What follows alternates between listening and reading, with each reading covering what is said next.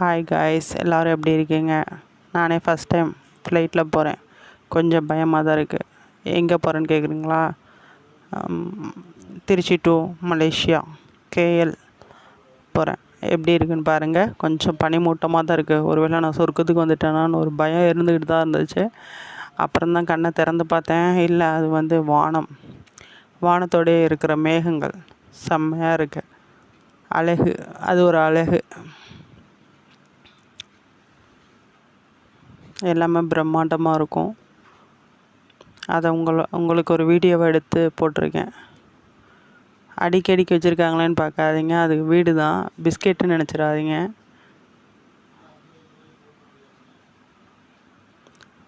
Flight கீழே இறங்கிட்டுருக்கு. மெல்ல மெல்ல கீழே இறங்கி தரையில் தொட்டாச்சு. அப்பா பயமாக இருந்துச்சுப்பா. என்ன ஒரு த்ரில்லு!